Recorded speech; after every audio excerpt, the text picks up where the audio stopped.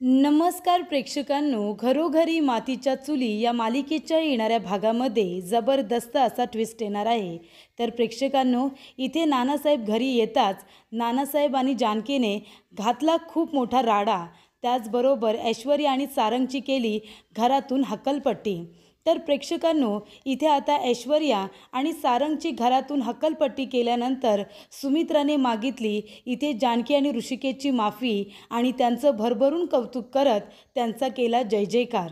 तर इथे प्रेक्षकांनो, कशा पद्धतीने इथे आता नानासाहेबांनी ऐश्वर्याचं सत्य सगळ्यांना सांगितलेलं असतं आणि त्याचबरोबर इथे सारंग आणि तिची घरातून हकलपट्टीसुद्धा केलेली असते आणि त्याचबरोबर सुमित्राने इथे सारंग आणि ऐश्वर्याचं थोबाड फोडत त्यांना घरातून बाहेर काढलेले असते आणि भरभरून इथे जानकी आणि ऋषिकेशचं कौतुक केलेलं असतं आणि त्यांच्याबरोबर ज्या पद्धतीने सगळे लोक वागलेले असतात त्यामुळे इथे जानकी आणि ऋषिकेशची माफीसुद्धा मागितलेली असते। तर या गोष्टी येणाऱ्या भागामध्ये कशा पद्धतीने घडणार आहेत आपण सविस्तरपणे बघूया। तर प्रेक्षकांनो, आपण बघितलं की इथे कोर्टामध्ये ॲडव्होकेट आशुतोष निंबाळकर हे ऋषिकेशवरती वाईट साईट असे आरोप करत असतात। म्हणजे ऋषिकेशनेच नानासाहेबांचा खून केला आहे। तर इथे त्यांनासुद्धा माहिती असतं की सयाजी विखे पाटील आणि ऐश्वर्या ऋषिकेशला फसवण्याचा प्रयत्न करतायत।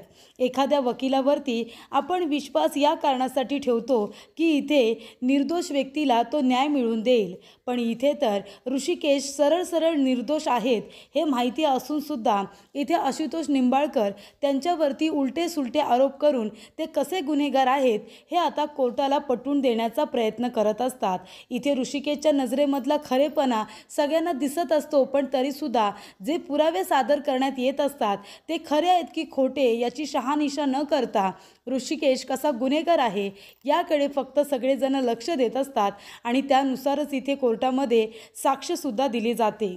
तर इथे प्रेक्षकांनो, फक्त ऋषिकेशच्या बाजूने जी पॉझिटिव्ह साक्ष दिलेली असते ती म्हणजे जानकीवरती सुद्धा आता इथे कोर्टामध्ये आरोप केलेले असतात की तिने इथे नानासाहेबांना जिन्यावरून धक्का दिलेला आहे आणि बायकोचं सत्य कुणालाही कळू नये, इथे नानासाहेबांनी सांगू नये म्हणून ऋषिकेशने इथे नानासाहेबांचा खून केला आहे असे आरोप आता ऋषिकेशवरती होतात।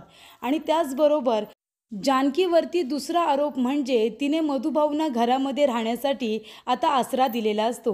मधुभाऊंवरती एका व्यक्तीच्या खुनाचा आरोप आहे। मधुभाऊ एक क्रिमिनल आहे आणि त्याला इथे आता आसरा दिल्यामुळे इथे जानकी खूप मोठी गुन्हेगार आहे। तिचं फॅमिली बॅकग्राऊंड बघा, तिच्या वडिलांनी म्हणजे तिला लहानाचं मोठं केलेल्या तिच्या वडिलांनी इथे एका व्यक्तीचा खून केला आहे आणि अशा खुन्याला तिने घरामध्ये आसरा कसा काय दिला? म्हणजे इथे मला तर असं वाटतं की जानकी आणि ऋषिकेश या दोघांनी मिळूनच इथे नानासाहेबांचा खून प्लॅन केला असावा। तेव्हा इकडे ऋषिकेश आता ओरडत असतो, पोट तिडकीने सगळ्यांना सांगण्याचा प्रयत्न करत असतो की हे सगळं खोटं आहे, मी असं काहीही केलेलं नाही आहे, मी नानांचा खून का करेन? तरीसुद्धा इथे आता प्रॉपर्टीसाठी, त्याचबरोबर बायकोचं सत्य कुणालाही सांगू नये म्हणून, तर इथे खोटे नाटे आरोप हे सातत्याने ऋषिकेशवरती कोर्टामध्ये होत असतात, आपण बघितले प्रेक्षकांनो। पण इथे आता नानासाहेब हे जिवंत उदाहरण आहेत की ते जर इथे आले, त्यांनी साक्ष दिली तरच इथे आता ऋषिकेश वाचू शकतो। कारण ऐश्वर्याने तर DNA रिपोर्टसुद्धा बदललेले असतात, तिने खोटे DNA रिपोर्ट तिथे आणून ठेवलेले असतात, त्याच्यामध्ये त्या डेड बॉडीचे DNA आणि इथे ऋषिकेशचे DNA हे मॅच झालेले आहेत असे रिपोर्ट तिने खोटे तयार करून आणलेले असतात आणि हे सगळं काम ऐश्वर्या करू शकते हे जानकीला माहितीच असतं। त्याचबरोबर मग खरे DNA रिपोर्ट कुठे आहेत हा सुद्धा प्रश्न उरतो ना, पण या गोष्टी अजूनही पुढे आलेल्या नाही आहेत। शेवटीला इथे जानकी आणि गुलाबदादा नानासाहेबांना इथे आता कोर्टामध्ये हजर करतात। फायनली तो दिवस आलेला असतो की जानकी जाऊन आता कोर्टामध्ये नानांना घेऊन येते। तर इकडे संपतला जानकीने आता मारलेलं असतं। गुलाबदादांना तिने सांगून ठेवलेलं असतं की तुम्ही कोर्टामध्ये येऊ नका, तुम्ही आपल्या आउटहाऊसवरती लक्ष ठेवा, आउटहाऊसमध्ये कोण येतंय कोण जातंय या गोष्टीवरती बारीक लक्ष ठेवा। आपले नानासाहेब कदाचित तिथेच असतील, आपल्याला ते दिसत नाही आहेत, पण नानासाहेब तिथेच आहेत। ही गोष्ट आता जानकीने गुलाबदादांना घरातून निघताना सांगितलेली असते। ठरल्याप्रमाणे गुलाबदादा लक्ष ठेवतात आणि त्यानंतरला गुलाबदादा जेव्हा आउट हाऊसवरती लक्ष ठेवून असतात तेव्हा आउट हाऊसच्या मागच्या बाजूने कोणीतरी आतमध्ये जातंय हे त्यांना कळतं आणि ते लगेचच जानकीला फोन करतात. तर इथे कोर्टामध्ये जानकीचा फोन का वाजतो म्हणून आशुतोष निंबाळकर तिच्यावरती खूप रागवतात. तिला म्हणतात की जानकी मॅडम, अहो तुमच्या नवऱ्याला आता खुनाच्या आरोपाखाली इथे कोर्टामध्ये हजर केलेलं आहे, त्याला उभं केलेलं आहे.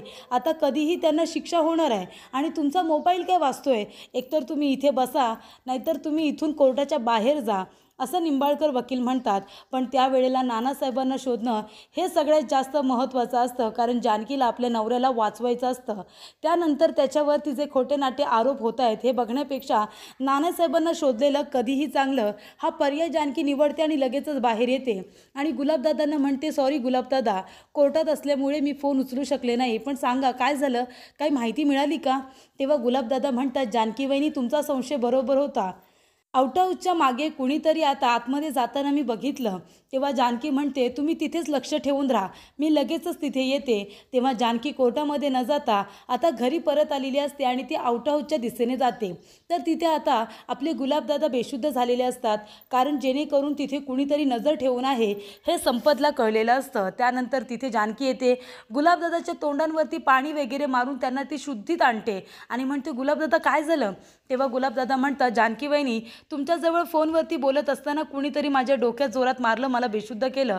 तेव्हा जानकी म्हणते, याचा अर्थ नक्कीच आपल्यावरती कुणीतरी नजर ठेवून आहे, आपण त्यांच्यावरती नजर ठेवून आहोत हे त्यांना कळलंय, म्हणूनच तुमच्या डोक्यात मारलं असावं. बरं जा, आता आपल्या शेतकरी बांधवांना घेऊन या, मी आता आउट हाऊसमध्ये जाते आणि तो कोण माणूस आहे ना त्याला मी बघते. गुलाबदादा म्हणत असतात, एकट्या जाऊ नका. तरीसुद्धा जानकी म्हणते की तुम्ही जा आणि शेतकरी बांधवांना घेऊन या. त्यानंतर प्रेक्षकांनो, इकडे आता जानकी नानासाहेबांना शोधण्यासाठी जाते. आउट हाऊसमध्ये संपत लपलेला असतो, त्याच्या हातामध्ये एक वजनदार काठी असते. त्यानंतर इथे प्रेक्षकांनो, जानकी म्हणते, कोण आहे इथे?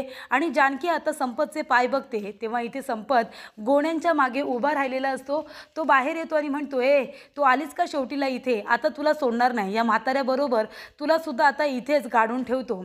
त्यानंतर इथे संपत जानकीवरती अटॅक करतो, तिच्यावरती स्टूल फेकून मारतो. तेव्हा जानकी तो स्टूल घेते आणि संपतच्या डोक्यात मारते. त्यानंतर काठी घेते आणि संपतला इथे आता ती मारते, अगदी हवं तेवढं त्याला मारते आणि नानासाहेबांना गोणीमध्ये बांधून ठेवलेलं असतं. नानासाहेब आता इथे बाहेर येण्याचा प्रयत्न करत असतात. तेव्हा जानकी लगेचच नानासाहेबांना सोडवते आणि कोर्टामध्ये हजर करते. कोर्टामध्ये इथे आता सगळेजण ऋषिकेशच्या विरोधामध्ये साक्ष देत असतात. तेव्हा प्रेक्षकांनो, इथे एक आता जानकी काम करते. जेव्हा कोर्टामध्ये जज साहेब शेवटचा निकाल देणार असतात, ऋषिकेशला आता शिक्षा सुनावणार असतात, तेवढ्यातच जानकी येते आणि म्हणते, थांबा जज साहेब थांबा, आता कोर्टामध्ये मी असा साक्षीदार उभा करणार आहे की तो इथे उभा राहिल्यानंतर, त्यांनी साक्ष दिल्यानंतर ही केसही बदलेल आणि केसचा निकालही. तेव्हा जज साहेब म्हणतात की जानकी रणदिवे, असं तुम्ही कुणाला इथे उभं करणार आहात? तेव्हा इथे जानकी म्हणते, नानासाहेब रणदिवे यांना. असं म्हणाल्यानंतर सगळ्यांचे डोळे पांढरे होतात. सगळेजण तिच्याकडे आश्चर्याने बघायला लागतात. सगळ्यांना खूप मोठा धक्का बसतो. इथे आता बाकीच्या काही लोकांना तर खोटंच वाटत असतं, पण इथे गुलाबदादा आता इथे नानासाहेबांना व्हीलचेअरवरती घेऊन आलेले असतात. जानकी नानासाहेबांना समोर आणि त्यांनी बघते, हे घ्या, म्हणजे माझ्या नवऱ्याला नानासाहेबांच्या खुनाच्या आरोपाखाली इथे विटनेस बॉक्समध्ये उभं केलं आहे, त्यांना इतके दिवस जेलमध्ये ठेवलं. मी तुम्हाला सगळ्यांना पोट तिडकीने ओरडून सांगत होते की ती डेड बॉडी माझ्या नानांची नाही आहे, आमचे नाना जिवंत आहेत, पण कुणीही आमच्या बोलण्यावरती विश्वास ठेवला नाही. तर जी माहिती तुम्हाला देण्यात आली, जरतरची माहिती तुम्हाला देण्यात आली होती, ती डेड बॉडी आमच्या नानांची आहे, हे कशावरून तुम्ही म्हणत होता? त्यांचा चेहरा तर पूर्णपणे बांधण्यात आला होता, त्यांचा चेहरा दिसत नव्हता, तरी तुम्ही म्हणत होता की ते आमचे नाना आहेत. तेव्हा इथे जानकी म्हणत असते की याचा अर्थ माझ्या नवऱ्याला फसवण्यासाठी सगळ्यांनी कट रचला होता का? इथे आता आशुतोष निंबाळकर हे तर ओरडून कोर्टाला सांगतायस की नानासाहेबांचा खून माझ्या नवऱ्याने केला आहे म्हणून. आता बघितलं तुम्ही, मग आता नाना जिवंत असताना त्या डेड बॉडीजवळ कसे काय मॅच झाले DNA? तेव्हा इथे प्रेक्षकांना जानकी आता खूपच भडकलेली असते. ती म्हणत असते की नाना जिवंत असताना त्यांच्या खोट्या गुन्ह्याखाली माझ्या नवऱ्याला इथे शिक्षा सुनावली जाते. काय पण हे आश्चर्य असावं. म्हणजे खरा गुन्हेगार कोण आहे, ती डेड बॉडी कुणाची आहे याचा शोध न घेता इथे नानासाहेब जिवंत असताना त्यांना किडनॅप केलं गेलं आहे. मी सांगते तरी त्यांचा शोध पोलिसांनी केला नाही, मात्र माझ्या नवऱ्याला जेलमध्ये टाकून त्यांच्यावरती हात मात्र उगारण्यात आला, हो की नाही? इन्स्पेक्टर पवार असं आता जानकी म्हणते. ॲडव्होकेट निंबाळकर, बघितलं तुम्ही, नानासाहेब आमचे जिवंत असताना देखील तुम्ही एवढ्या खात्रीने कसे काय म्हणत होतात की ती डेड बॉडी आमच्या नानांची आहे? असा कुठला पुरावा हाती लागला होता तुमच्या? अशी कुठली माहिती तुम्हाला पुरवण्यात आली होती? तेव्हा इथे प्रामाणिक माणसावरती, एकनिष्ठ राहणाऱ्या माणसावरती त्यांच्याच वडिलांच्या खुनाचा आरोप करताना तुम्हाला काहीच कसं वाटलं नाही हो? त्यांच्या मनाला काय वाटलं असेल याचा विचारसुद्धा साधा केला नाही. त्यानंतर इथे आता जज साहेब विचारत असतात की नानासाहेब रणदिवे, तुम्ही कुठे होता? तुम्हाला माहिती आहे का? तुम्ही इथे नव्हता तर तुमच्या मुलावरती तुमच्याच खुनाचा आरोप झालेला आहे आणि त्यासाठी त्यांना आता शिक्षा होणार होती. तेव्हा इथे नानासाहेब म्हणत असतात की हे बघा, मला काही लोकांनी किडनॅप केलं होतं. त्यांनी मला आधी पनवेलला नेलं होतं, तिथे मला डांबून ठेवलं होतं, तिथून मला बाहेर काढण्यात आलं आणि ते मला पळून घेऊन जाणार तेवढ्यातच मी त्यांच्याकडून पळालो होतो. पण नंतरला त्या लोकांनी मला पुन्हा मुळशीमध्ये आणलं पनवेलवरून आणि आमच्याच आउटहाऊसमध्ये मला बंद करून ठेवलं होतं. मी त्यांना विचारणा केली, तुम्ही कोण आहात? तुमचा बॉस कोण आहे? तुम्ही सारखे म्हणता की बॉसने सांगितलेलं काम झालं. तुमचा बॉस कोण आहे? पण त्याने नाव घेतलं नाही. पण त्याचं नाव संपत आहे हे मला कळलं आहे आणि त्याचबरोबर त्या व्यक्तीचं नाव आता नानासाहेबांनी सांगितलेलं असतं आणि नानासाहेब म्हणतात की ते लोक मला सातत्याने म्हणत होते की तुझ्या मुलाला तुझ्याच खुनाच्या आरोपाखाली, तू जिवंत असताना तुझ्याच खुनाच्या आरोपाखाली आम्ही जेलमध्ये टाकणार. आणि ही गोष्ट जेव्हा मला कळली तेव्हा मला तिथून काही करून बाहेर पडायचं होतं. मी त्या व्यक्तीच्याच मोबाईलवरून एक फोटो काढला खिडकीचा आणि माझ्या सुनेला जानकीला पाठवला आणि त्यानंतरला त्याने माझ्याकडून मोबाईल त्याचा काढून घेतला. तेव्हा इथे जानकी मला तिथपर्यंत शोधत आली आणि आज मी तुमच्यासमोर इथे उभा आहे. तेव्हा प्रेक्षकांनो, इथे आता जज साहेब म्हणत असतात आणि अजून एक प्रश्न सारखा इथे कोर्टामध्ये विचारला जातो आहे आणि तो म्हणजे तुम्हाला धक्का नेमका कुणी दिला? तुम्हाला तुमच्या सुनेने, जानकीने धक्का दिला का? तेव्हा नानासाहेब म्हणतात की नाही, माझी जानकी तर मला बरं करण्यासाठी प्रयत्न करते, तिचा तर माझ्यावरती खूप जीव आहे, ती मला वडिलांच्या जागी मांडते. पण इथे मला कुणीच धक्का दिलेला नाही आहे, माझ्या दोन्ही सुनांपैकी मला कुणी धक्का दिलेला नाही आहे. ही गोष्ट जेव्हा आता नानासाहेब कोर्टामध्ये बोलतात तेव्हा ऐश्वर्याला तर खूपच मोठं आश्चर्य वाटतं, पण जानकीला धक्का बसतो. जानकी म्हणते, नानासाहेबांना धक्का ऐश्वर्याने दिलेला असताना देखील नानासाहेब खोटं का बोलले? आतापर्यंत ह्या एका गोष्टावरून किती घरामध्ये मोठं महाभारत घडलं, मला घर सोडावं लागलं, माझ्यावरती नाही ते आरोप करण्यात आले आणि ज्या मुलीने खरोखर इथे नानासाहेबांना धक्का दिलाय तिला नानासाहेब काहीच कसे बोलले नाही. ही सड आता जानकीच्या मनामध्ये असतेच आणि ती असायलाच हवी. त्यानंतर इथे आता सगळं काही सुरळीत झाल्यानंतर सगळेजण घरी येतात.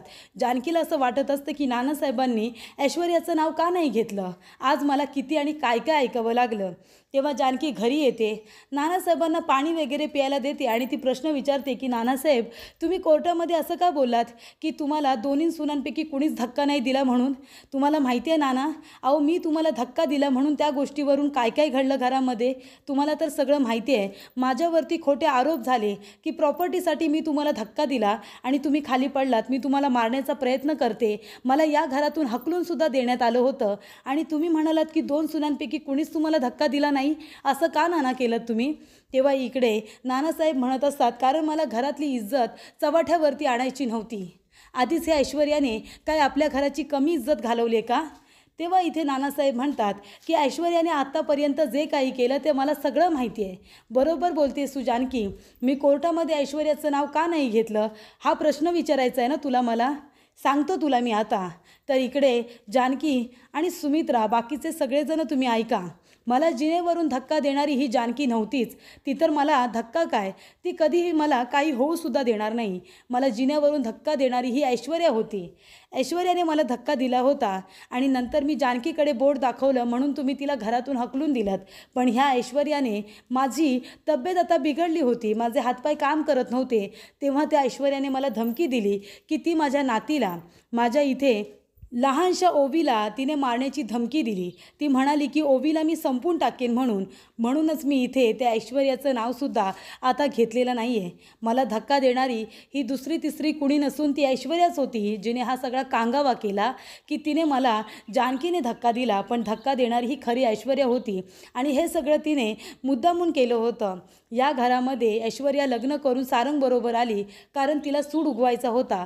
सौमित्राबरोबर तिचं लग्न झालं नाही म्हणून ती रणदिवे कुटुंब उद्ध्वस्त करायला आली होती. तिच्या बापाच्या अपमानाचा बदला घ्यायला आली होती, कारण इथे बाजार समितीमधून ऋषिकेशने तिच्या बापाचं नाव काढायला सांगितलं होतं ना सयाजीचं, म्हणून त्याचासुद्धा ती बदला इथे आपल्याकडून घ्यायला आली होती.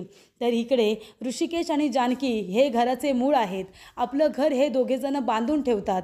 ही गोष्ट ऐश्वर्याला माहिती होती, म्हणून ऐश्वर्याने काय केलं, जानकी आणि ऋषिकेशवरती खोटे आरोप करून त्यांना आधी या घरातून हकलून दिलं. त्यानंतरला आपल्याला बर्बाद करण्यासाठी तिने आपला बिझनेस हा पूर्णपणे डबघाईला आणला, कंपनी बुडवली आणि नंतरला मुद्दामून तिने आपलं घर गहाण ठेवलं. घर गहाण ठेवल्यानंतर तरीसुद्धा ते आपल्याला रस्त्यावरती आणू शकली नाही, कारण जे खरे विलचे पेपर होते, जे मी शहाणे वकिलांना घेऊन स्वतःहून बनवले होते, ते सगळे विलचे पेपर मी देवघरामध्ये ठेवले होते. देवाऱ्यामध्ये जे काही विलचे पेपर ठेवले होते आणि त्याबद्दल मी कुणाला काही सांगितलं नव्हतं. पण जेव्हा इथे आता घर हातातून जाणार आहे हे कळल्यानंतर मी जानकीला आणि ह्या सगळ्यांना सांगण्याचा प्रयत्न केला की ऋषिकेशच्या हातामध्ये जे कडं आहे त्याच्यावरती त्याचा पासवर्ड आहे आणि त्यामुळे ते मी जानकीला कसं तरी सांगितलं होतं. जानकीला ते कळलं आणि ती बरोबर योग्य वेळेवरती ते सगळे पेपर घेऊन आली आणि जे प्रॉपर्टीचे पेपर आहेत ना ते खरे आहेत, जे जानकी घेऊन आली होती. आणि ज्या प्रॉपर्टीच्या पेपरचं ऐश्वर्याने वाचन केलं होतं ते सगळं खोटं आहे. ते पेपर मी बनवलेलेच नाही आहेत. तेव्हा इकडे हे जे काही आहे ते पार्वतीचं होतं आणि तिने स्वतःच्या मर्जीने ऋषिकेशच्या नावावरती करायला सांगितलं होतं. हे आता सत्य नानासाहेब सगळ्यांना सांगतात, तेव्हा ऐश्वर्याचा खोटाडेपणा आता समोर आलेला असतो. नानासाहेब म्हणतात की जानकी, मला धक्का दिला म्हणून तुला खूप काही सहन करावं लागलं. सुमित्राने तुझ्यावरती विश्वास नाही ठेवला. ऐश्वर्याच्या बोलण्यावरती विश्वास ठेवून तुला आणि मुलीला त्याचबरोबर ऋषिकेशला या घरातून हकलून दिलं आणि मी काही करू शकत नव्हतो. मलासुद्धा माझ्या ओवीची काळजी होती, कारण ह्या ऐश्वर्याने तशी मला धमकी दिली होती. त्याचबरोबर प्रेक्षकांनो, इथे आता नानासाहेब म्हणतात हे सत्य मी कोर्टामध्ये सांगू शकलो असतो, पण त्याने काय झालं असतं, इथे माझ्या जीवावरती उठणारी माझी सून ही ऐश्वर्या रणदिवे आहे. हिला जर तिथे मी सगळ्यांसमोर तिचं नाव घेतलं असतं तर मग आपल्या घराण्याची अजून काय इज्जत राहिली असती. आधीच ह्या ऐश्वर्यामुळे काय आपल्या घराची कमी इज्जत गेली आहे का? माझ्या सुनेवरती आणि माझ्या मुलांवरती दोघांवरती तिने माझ्या खुनाचा आरोप केला. माझ्या जानकीला तिने घरातून हकलून दिलं. अजून एवढी इज्जत गेली ती कमी नव्हती का? म्हणून मी तिचं नाव कोर्टामध्ये घेऊन अजून इज्जत घालवायची होती. पण इथे आता नानासाहेब म्हणतात की माझी जानकी निर्दोष आहे. तिच्यावरती तुम्ही खोटे नाटे आरोप केलेत आणि त्याचबरोबर इथे सारंगसुद्धा तितकाच चुकीचा आहे. ही ऐश्वर्या कट कारस्थानं करत राहिली. त्याच्या नजरेमध्ये इथे ऋषिकेश आणि जानकी किती वाईट आहेत हे भरवत राहिली आणि हा सुद्धा मूर्खासारखा नंदीबैलासारखा मान हलवत होता. पण तो सुद्धा एका शब्दाने तिला काही बोलला नाही.